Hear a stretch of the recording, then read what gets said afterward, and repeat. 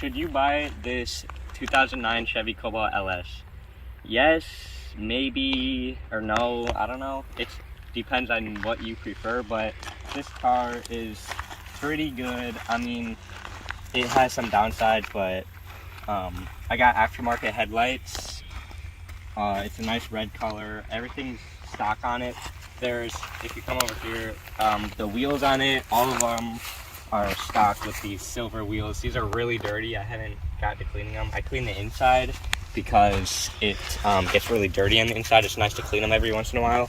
They're 4 lug, which means you have to take out all of them 4 bolts to take off the wheel. It's pretty easy to take off the wheel and jack it up like most cars. On the bottom, it shows you where you can jack it up and where you should. It's all along the frame down below, so it's really easy that way.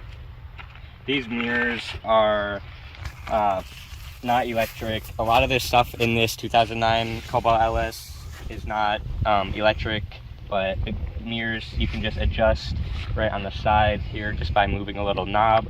And once they are in place, and they stay where you put them, so that's really nice.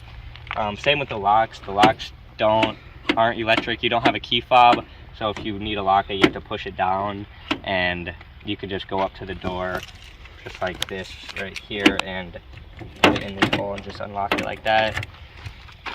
There's no feature to where if someone breaks your car, there's no alarm or anything, which kind of sucks. But the gas cap is on the right side, and it stays shut and stays open really well, but it's a little squeaky, which doesn't really matter much.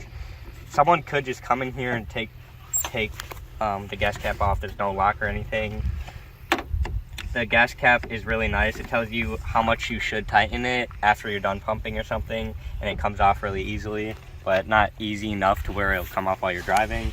I haven't got an aftermarket antenna yet. This is what it comes with stock. It's really big.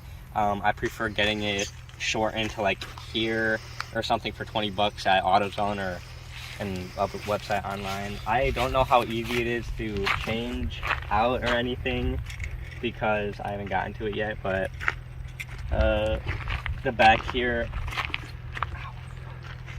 these are the stock headlights, nothing changed. I took off the badge. I didn't do a great job. There's still some adhesive on it, but I'll put the badge back on after I paint it black. But it's pretty easy to take that stuff off. But stock headlights, stock tail lights, or the headlights aren't, but the side markers, the exhaust, it's really nice because there's only one exhaust. There's not 2 or 4 or whatever. There's only one, which makes the sound come out. If you take off the muffler, it sounds really nice and just really deep. And I have a spoiler for it. I'll put it on in a future episode. I will make many videos upgrading this car and go through my journey about how it performs while I'm upgrading it. And I'll start it here in a sec. But the doors here are really long, like, you know, really long, which is kind of nice sometimes because people can get in the back really easily. But it is roll up windows, crank, not electric. It doesn't take that much effort, but sometimes it's annoying when the passenger side window is down when you need to turn it up and you're driving or something, and you have to reach over there and try and roll it up, which could be unsafe and stuff. But I'm gonna go ahead and start it and show you how it sounds.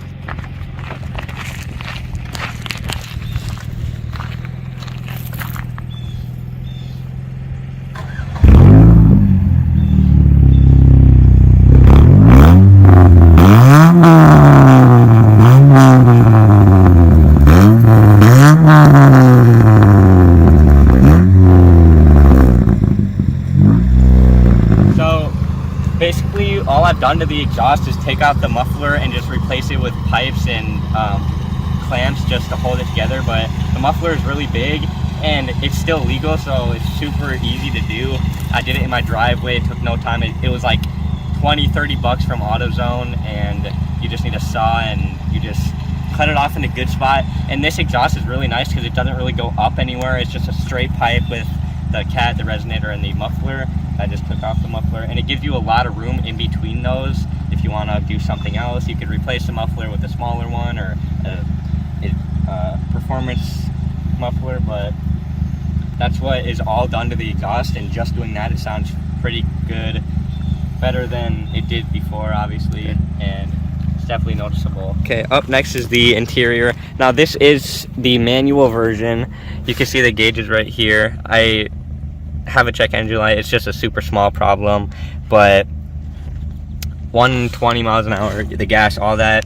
It says when the door's open, and if I close the door quick, it actually has many options right there. You can see it shows you the miles on it. This one has 140,000 almost, which for how many miles it has, it runs really well, but the miles per gallon on it is really good, surprisingly. It gets 25 miles per gallon around in the city and around 30, like 35-ish on the highway. So that's really good for this car, surprisingly, because it is a manual. So if you go here, you can change all this just by clicking this info button right here, and it changes everything.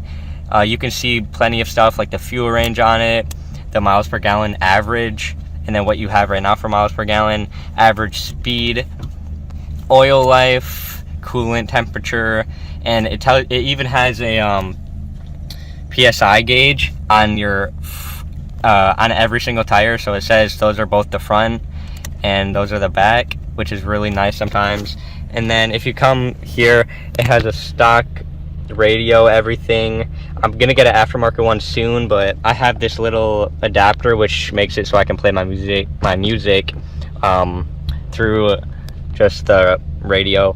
I have this aftermarket shift knob, which is really nice because the stock one wears out really easily and it's not really comfortable. Handbrake. The center console is super small. It's not the best. There's not a ton of storage, but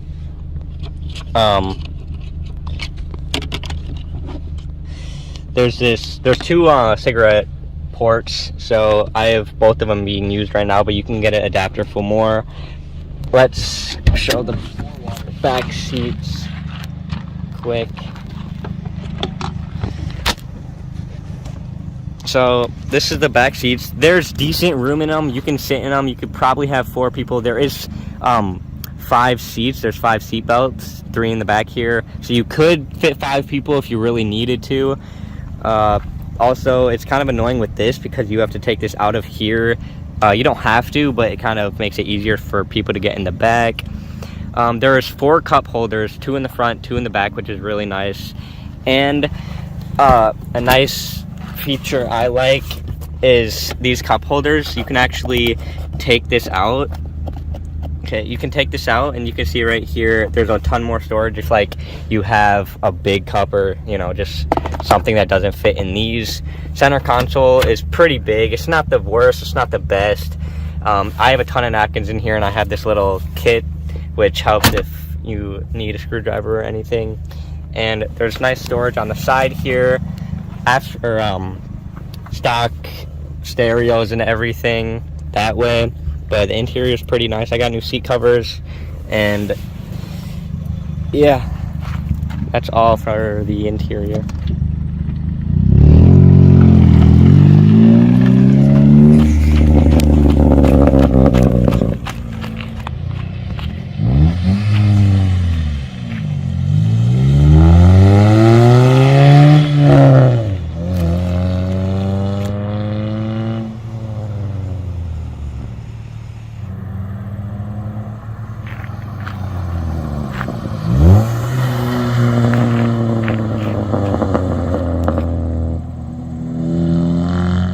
I didn't say this before, but this is a 5-speed. There isn't a 6-speed for any Cobalt right now. Let me roll up this window real quick. 1 second. All right, there we go. After rolling up that window, it's pretty nice. The clutch, I had to replace the clutch disc. That was the first thing that broke on this car, and I've had it for around 5 months. It's pretty good. Surprised, but I feel like that's not the best for having it that short of time. I feel like nothing should have broke at all, but I am a new manual driver, so I just wore out the clutch disc, and it's really hard to replace because you have to take out the entire engine. You have to take out all of that to get to the disc itself, which kind of sucks, some experience, you might be able to do that yourself. Otherwise, it'll cost you like around $1,000 to fix from a place, which kind of sucks because it's such a small thing like that broke. The disc itself you can replace for like $100, $200, but it's just the work that needs to be done because it's in such a hard spot to get to. And maybe roll down the windows.